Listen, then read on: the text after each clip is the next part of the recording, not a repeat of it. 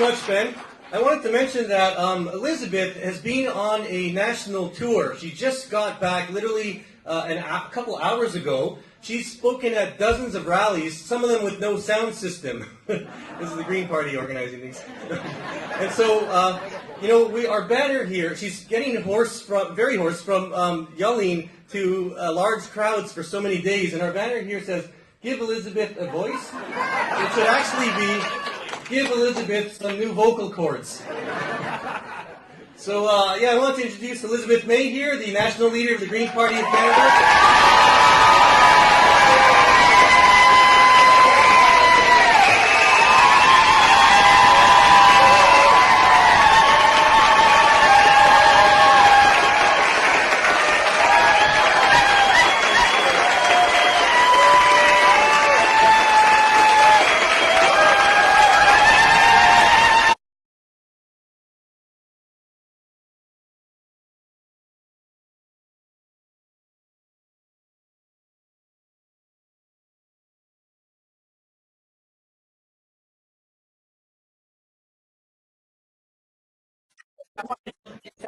This amber-colored liquor up here, and I just want to make sure you know that although Sir Johnny MacDonald once represented this part of the world, I'm not following the approach.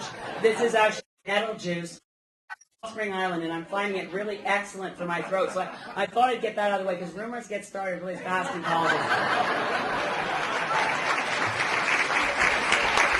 So I was just counting up on my fingers as I was waiting to come up because it's all been a bit of a national tours and federal election campaigns can be a bit of a blur.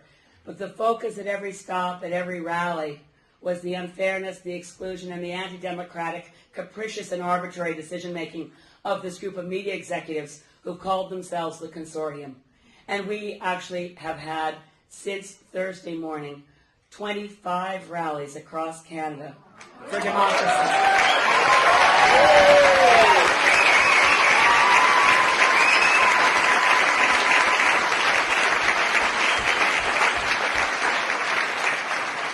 And I was speaking, and there were two that were self-organized where I wasn't able to be there, in Calgary and in Kelowna, but in all the others, whistle-stop tour across the country from Toronto to Montreal gave us, I think it was 9 rallies in that leg on Via Rail, plus Halifax, plus New Glasgow, plus Montreal and Toronto, with packed halls. But I've got to say, coming home and having this reception and this many people and wonderful speeches from Safara and from Ben and from Dennis and all of you being here is really, this is the last rally. This is our last chance because the English language debate is scheduled to go ahead tomorrow. And as of now, it's going ahead without the voice of the Greens. It's going ahead with the same parties that participated before I got in the debates in 2008. And I keep wondering what's wrong with the Broadcasting Consortium. The ratings went up when they relented and allowed me in the debates in 2008.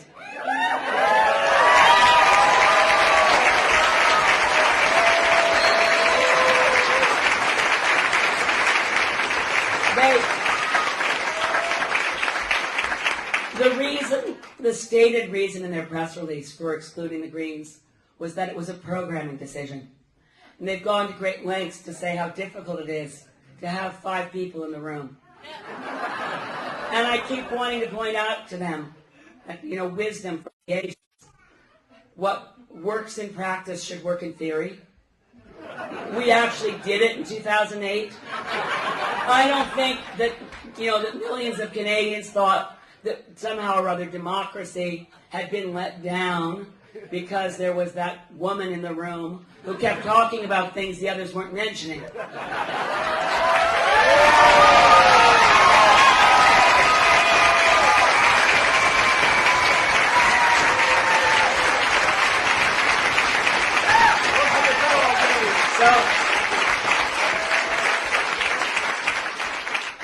Watch for our website. We're still not giving up on getting into the debates.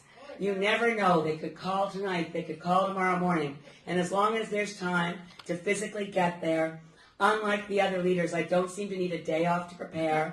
I don't need mock debates where someone else plays all. This is what they do, by the way. Did you know this? I've actually spoken to people in other parties whose job was to be me in the debate to prepare the other leaders. Maybe that's the problem. They couldn't find anyone prepared to do that anymore.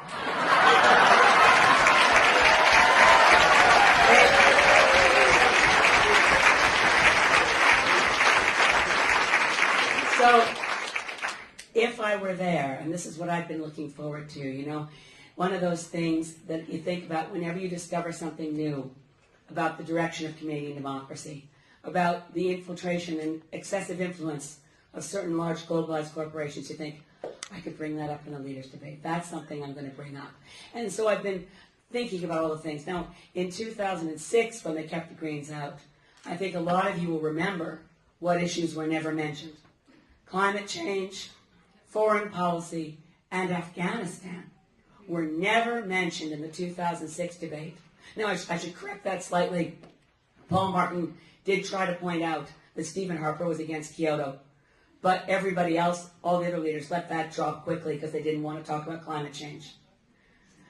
So in 2008, when I was, thanks to all the public pressure from Canadians, because as has already been pointed out from the podium, even when we had Blair Wilson actually leave being an independent to being a sitting Green before Parliament dissolved, at that point they said to me, and I met with the consortium, I've met with them since January 2007 and again in September 2008, and they always explained very clearly, we have no rules, we have no guidelines, and as Ben pointed out, we could put something in the Elections Act to govern the leaders' debates.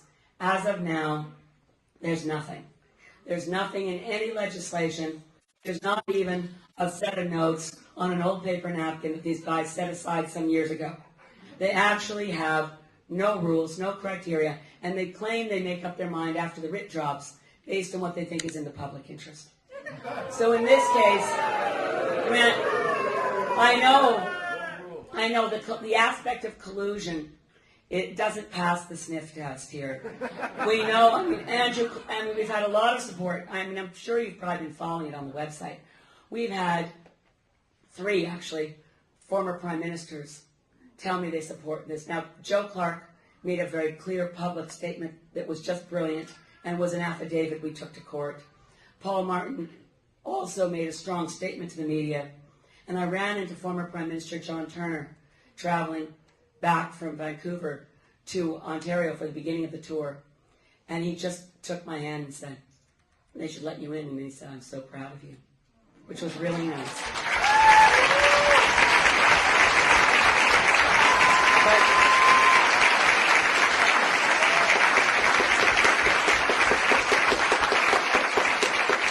We've had support from people I never would have expected to step up. Like the former head of Elections Canada, Jean-Pierre Kingsley, who made many of the points we heard from Dennis and Ben. Not having a seat, so what? They had about 1 million votes. 1.3 million votes in Quebec. That's what the Bloc Québécois got last time. That's 49 seats. Right?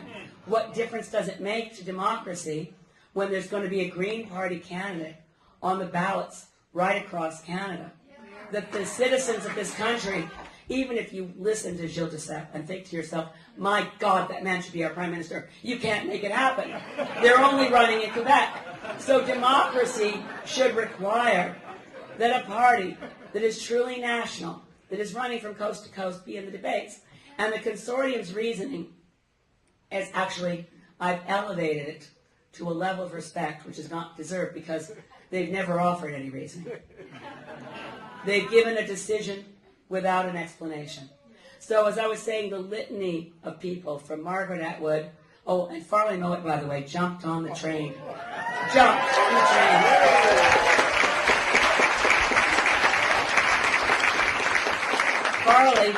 Farley Mowat got on the train in Coburg and rode with us to Belleville and gave a little interview to the reporters.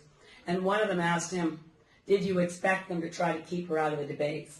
And he said, honestly, no. I really didn't think they'd be that stupid.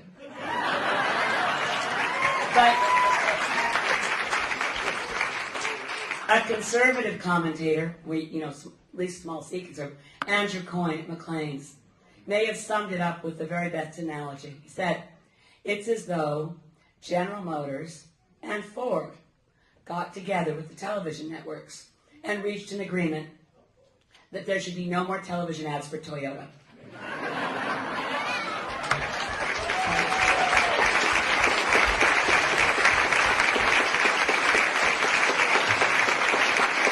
So,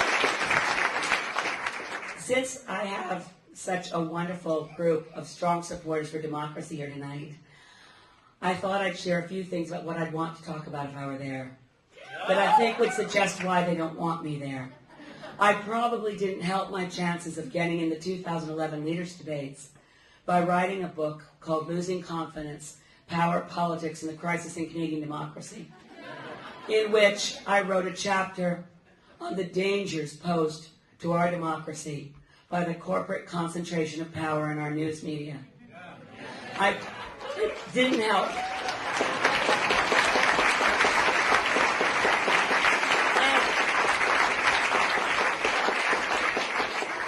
In doing the research for that chapter, I went back to the Keith Davey Commission, which was a long time ago in the 60s. But in 1981, there was a Royal Commission of Inquiry into the concentration of media ownership, chaired by Tom Kent, not to be confused with Peter Kent. And Tom Kent wrote in the Royal Commission in 1981 that the concentration of corporate power in our news media was, quote unquote, monstrous. Now, this was in 1981, before Conrad Black started a buying spree and buying up the collection of papers that are now Post Media, but in 2008 were part of the CanWest chain. We're dealing with newspaper and television and radio entities that are quite often interlocking. Now, some of those newspapers are able to chart a more independent editorial policy. Gotta say, I think the Times Colonist really tries.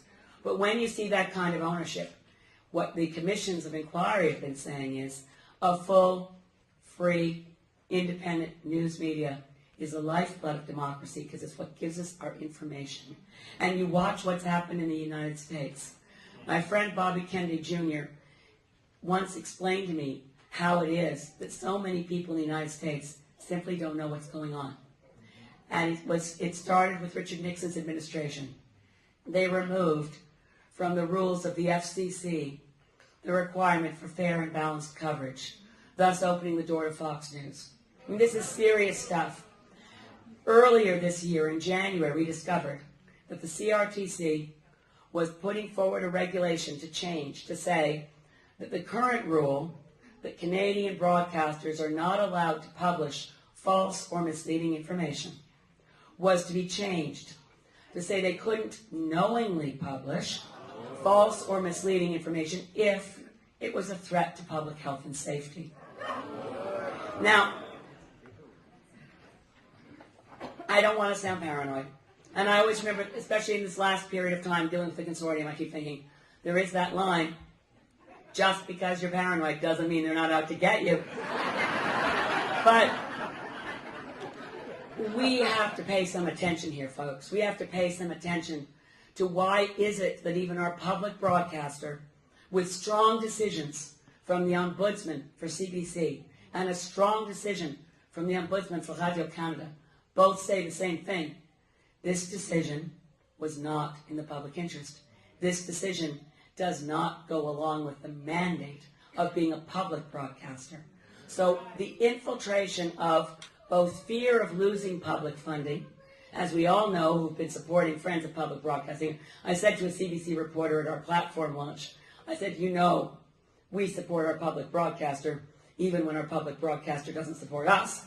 But the point is, we know that the parliamentary, well, he's actually the Minister of State for Heritage, Dean Del Mastro, spoke to a parliamentary committee and said, we have to ask the question whether our government should remain in the public broadcasting business. It's a very clear threat. So there's the media piece that I wrote about in my book. Probably also not so good to mention Stephen Harper bringing in notes when it was against the rules. I'm sure he didn't want me in the debates again, but it's very hard to prove. But we do know the Media Consortium said in open court, this is what they said to the Federal Court of Appeal in arguing that we didn't have time to hear our case. They were much too busy to make any changes. Believe it or not, they said that in court. Much too difficult to make any changes like this at the last minute. I won't go back to the hockey decision. We've covered that. But it's a rather large inconsistency. But what he also said in court, the consortium's lawyer argued that if I were to be included in the debates, the other leaders might not come.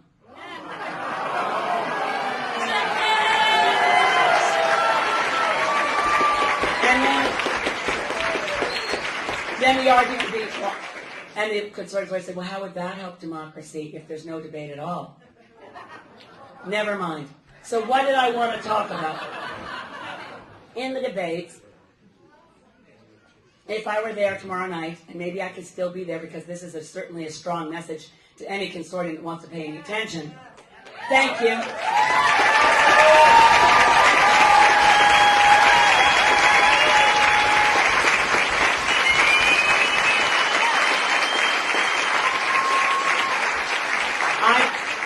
I want to talk about the Green Party platform.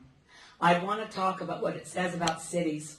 I've just gotten a most wonderful, it was online, it just appeared in the Calgary Herald from the wonderful new mayor, Naheed Nenshi, who's written that at this point, cities aren't a priority in the federal campaign.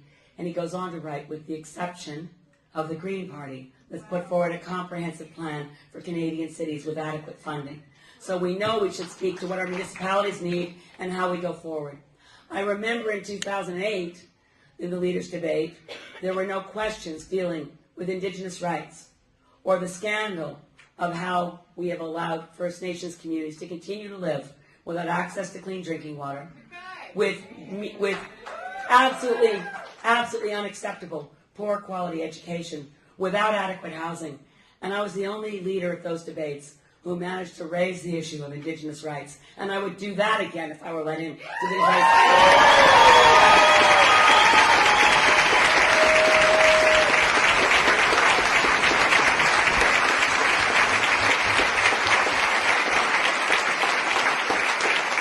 I'm sure it won't surprise you to know that I'd like to speak up on women's rights. I'd like to know how it is.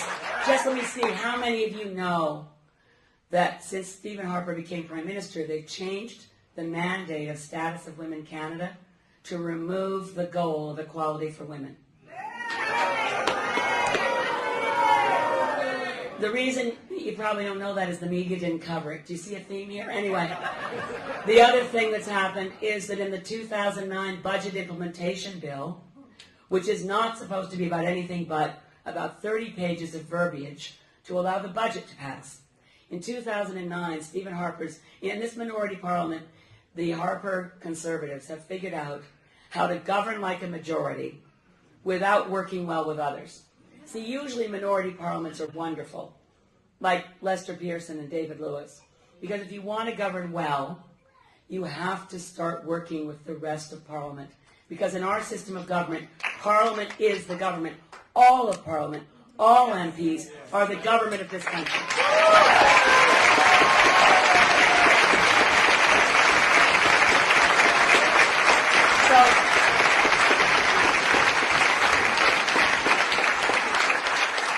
So they figured out, and unfortunately they've played the opposition leaders in the House like a fiddle. Anytime they want to get something through, they say it's a confidence vote if they know that at that moment in time, one of the three opposition parties will take the fall to avoid an election that nobody really wants yet.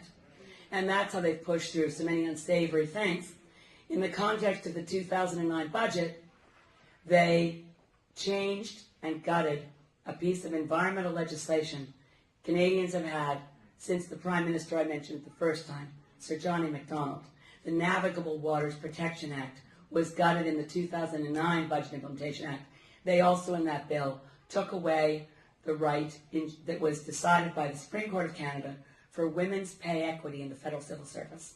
They also lifted the level at which the purchase of Canadian companies by foreign companies, the threshold of how many billions had to be in that purchase price before there was a review to see if it was in the public interest. In 2010, the budget implementation bill was 800 pages long. It included removing from federal environmental assessment any energy projects. It included changes to Canada Post, lots of changes. But my point was in terms of women's rights. The erosion is substantial. And now Canada, in terms of our foreign policy, has picked up on George W. Bush's policy to say that if our assistance to developing countries is tied, and if we want to pretend that we're assisting maternal health and welfare in developing countries as part of the Millennium Development Goals, we will not assist women to have the rights to safe and legal abortions in developing countries. And that is immoral. That is not Canadian. That is so wrong. It's something that Canadians never would have imagined their government could do. I also, speaking of corporations, as I was mentioning, I was so looking forward to talking about our healthcare policy because we have developed a really brilliant healthcare policy. I was joined in Montreal by Holly Dressel, who's written a major expose on what's happened to our healthcare system. It's in a book called Who Killed the Queen, referring to the Queen Elizabeth Hospital in Montreal. She's documented how between 94 and 95, we lost 20% of the hospital beds in this country because of a report to the Government of Canada from the International Monetary Fund telling us to do it. For those of you who are students who wonder why you have high debt load, the IMF report to the Government of Canada also suggested, not really a suggestion, mind you, that we should convert bursaries for students into interest-bearing student loans, that we should cut the funding to CBC, cut funding to Via Rail, cut funding to the National Film Board, and conduct our own assault on our own healthcare system. One of the other things about our healthcare system that's very clear when you talk to doctors and experts, the fastest growing part of our healthcare bill is for pharmaceutical drugs. And yet, we don't seem to think we can bring up a pharmacare plan. We need a pharmacare plan, but we also need to start being a bit tougher about what drugs get registered for use and what drugs get turned down. We are not careful enough.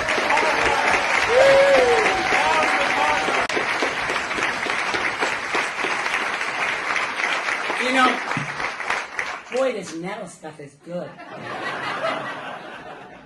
You know, when you look at what Big Pharma is up to, and Holly Dressel made these points at our press conference in Montreal, Big Pharma is bigger than oil and gas. And it's the biggest industry in the world. And what they do in Canada, by the way, there's this wonderful group, and this is a provincial issue, so allow me to mention it, because I wanted to mention it in the leaders' debates. Therapeutics Initiative, working at UBC. And they do evidence-based testing. They don't do independent, they just look at the paperwork that the pharmaceutical industry has submitted to government. And unlike Health Canada, that allows drugs like Vioxx to be registered, they actually begin to question, is this drug going to kill more people than it helps? And doing that, they estimate 500 lives in British Columbia by warning the BC government that Vioxx was not a good bet. At the same time, they saved our healthcare system about $70 million a year in BC. So we want to replicate that. We want to take it national.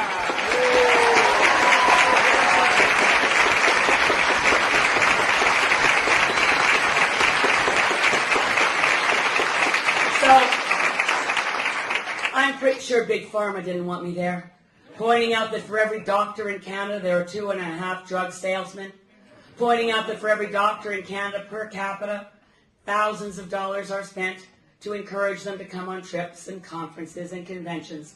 The Therapeutics Initiative cardinal principle is they've never even accepted a free lunch from Big Pharma, and that has a lot to do with why they're able to discern what drugs help and what drugs kill. And we know that we can put together a pharmacare plan that negotiates with the pharmaceutical industry, brings down through bulk purchases the price of drugs. We should be doing this, and I so wanted to raise this in the national leaders' debates to help save lives and help save money in our healthcare system.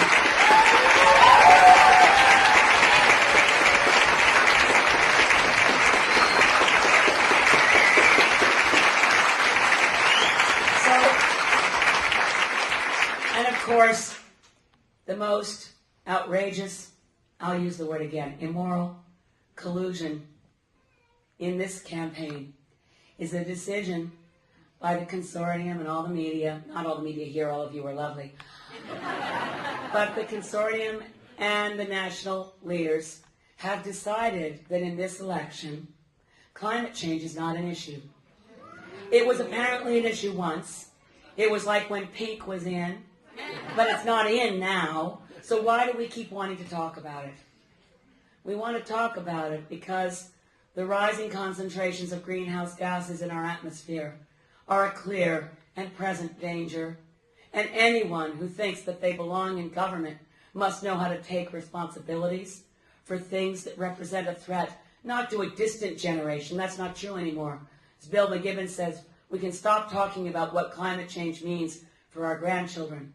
We can start pointing out what it means now to us in this generation. Why are food prices rising around the world? Why are we approaching a food crisis? It's because the crops that used to come from breadbasket areas are being destroyed by extreme weather events before they can reach the mouths of the hungry. We're dealing with a crisis, a climate emergency, and deciding we're not talking about it in an election. It's not just anti-democratic, it's suicidal.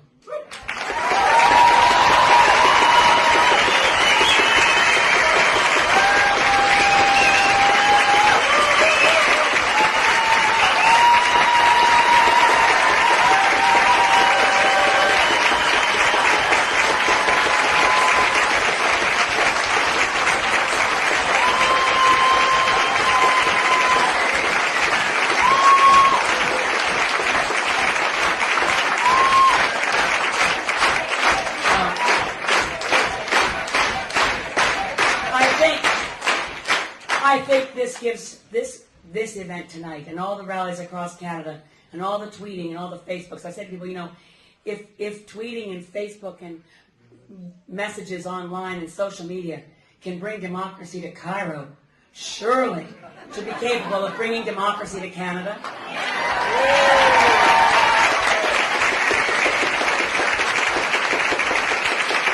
So, there are many other issues I could mention that I don't think are going to come up in the debates if I'm not there. The media, the other parties, script everything ahead of time. They don't like the unscripted and the unpredictable. There's certain inconvenient truths about corporate influence in the media, in our healthcare system, in our lack of an energy policy, in our failure to address the crisis of crumbling infrastructure in our cities, or the scandal of our treatment of our First Nations people who've been so generous to allow us to stay in their lands. There are many, many things that I would like to talk about tomorrow night, but I have until May 2nd to keep talking about them every way I can with all of you, because it's not about me. It's not letting me speak. I want to be your voice in Ottawa, but between now and May 2nd, let us all speak as ripples going forward. And I appreciate so desperately that people who are not Greens are here tonight too. So let me say in the spirit of nonpartisanship, find everyone you know, make sure they're voting, talk to them about the issues, encourage them to look at the websites of all the parties, encourage people to understand that in this country we're letting democracy slip through our fingers without a fight.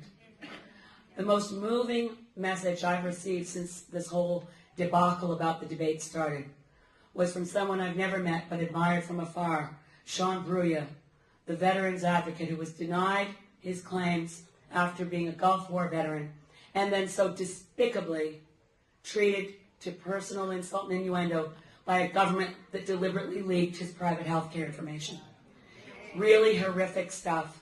And he wrote me a message, and he wrote that they know in the veterans community that we have the strongest position in defense of veterans' rights, that they wanted to see me in the debates, and they asked the question, how can we be sent to foreign lands to fight for democracy, to lose friends, to lose tens of thousands of lives, to protect democracy overseas, and come back to Canada, find it slipping away without so much as a whimper.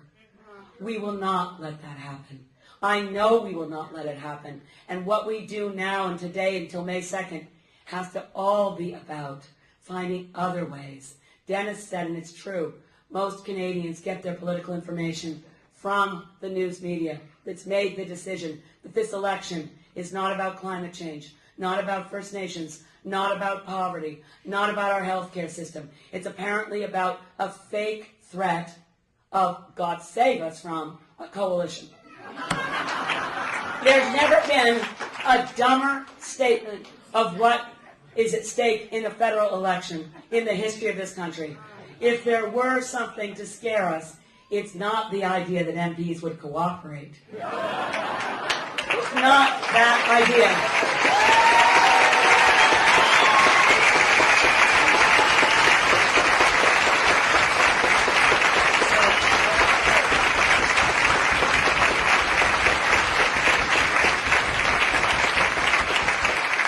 What's at stake in this election is our futures and our kids' futures. What's at stake in this election is the health of our democracy. What's at stake in this election is whether we can change the current contamination of our governance by, and this is true, I'm afraid, for every political party currently in Ottawa, and I say that with deference to my friends who are in other parties. We've got to get rid of the political strategists, the spin doctors, the focus group gurus. We've got to get rid of everybody who thinks it's all about winning and forgets that it's all about democracy.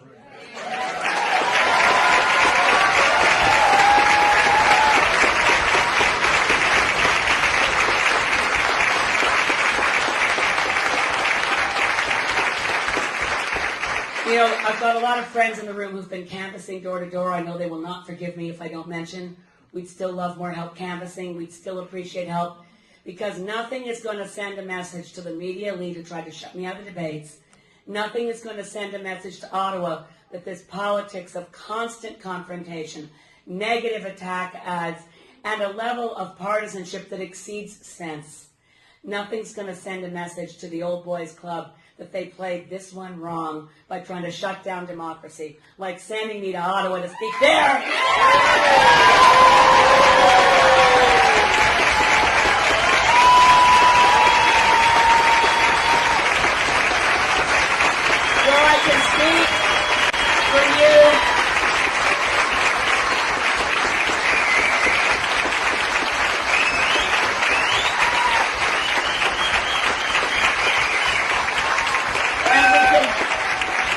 Set a new standard where when in Ottawa, members of Parliament are able to say, I don't care if you were elected wearing an orange button, I don't care if you were elected wearing a blue one or a red one. What matters right now is that we figure out what we are called to do as citizens, what we are called to do as members of Parliament responsible for the health and well-being of this nation. What we are called to do is to accept, as Winston Churchill once said in a different context, we're now entering the time of consequences. The party's over. The foolishness, the little boys playing games, bullying each other in the sandbox, that day is done. From now on, we grow up, we take our responsibilities, we take care of each other, and we give Canadians, please God, we give Canadians such a wonderful country, such beautiful values, such terrific communities. We give Canadians the government we deserve. Thank you.